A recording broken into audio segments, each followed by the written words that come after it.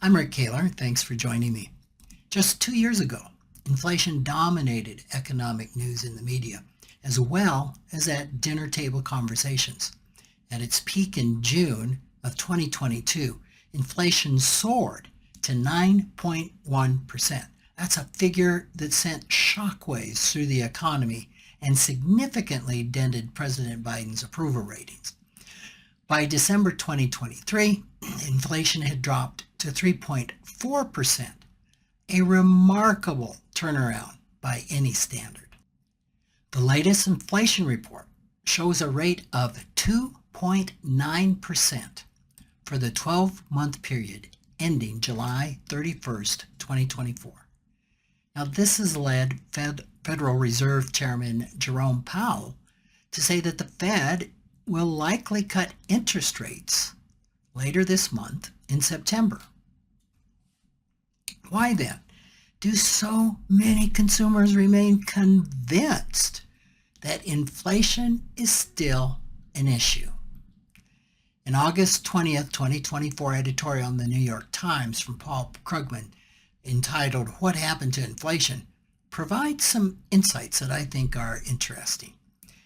Krugman reminds us that high inflation was largely a byproduct of the pandemic disruptions.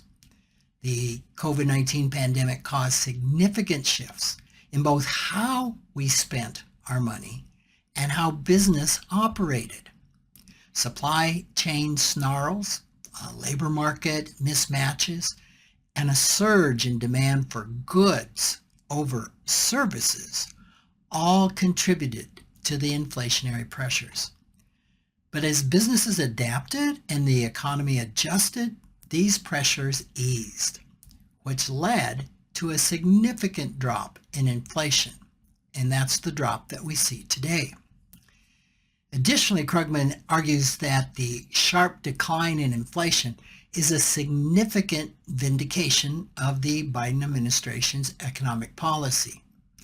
Any discussion of the reduction without the economic pain many predicted should acknowledge that it was due in part to deliberate policy decisions that steered us back to economic stability.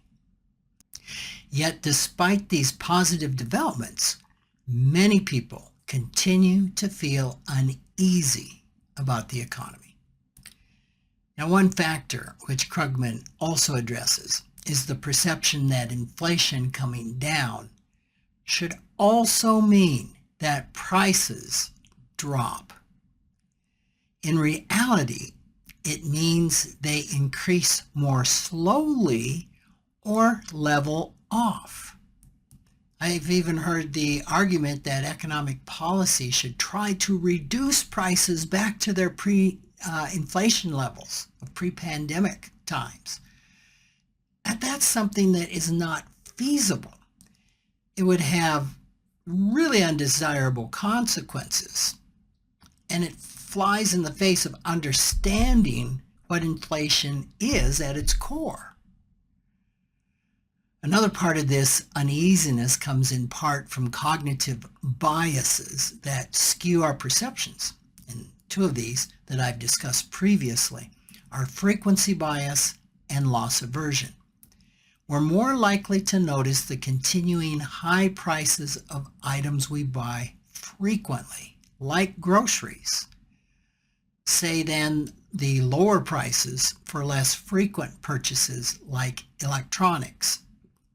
We also tend to feel the pain of losses more accurately than the joy of gains. So the sting of paying more for bread overshadows the relief of a higher paycheck. It's human nature to dwell on the negatives, even when the overall picture is improving. These same biases may also affect our perception that prices have risen more than wages. It's true that since 2019, average consumer prices have risen by 22.6%. What we don't hear is at the same time, average hourly wages have risen by 25.3%. and wages for non-managerial workers by 28.2%. What's that mean? It means that the average purchasing power has actually increased. That when adjusted for inflation, goods are cheaper than they were.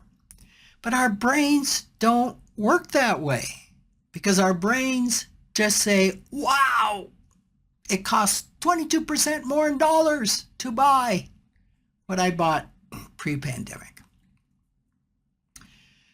Now, obviously, these figures offer no comfort for someone if their own salary has not increased in line with the averages. Inflation often feels more personal and immediate than other economic indicators, in part because we perceive it through the lens of our own circumstances. If you're paying 2024 grocery prices on a 2019 paycheck, your perception of the economy is not going to be rosy. And that makes a lot of sense. Why? Your neighbor whose employer has increased salaries significantly will likely feel more optimistic, or certainly not as pessimistic. Neither view is necessarily based on the broader economic data. And what that data indicates is that inflation has normalized, wages have risen an equal or greater amount than prices, and the economy is in a far better position than many had feared. It's worth acknowledging that the worst of the inflation crisis is behind us. Thanks for listening.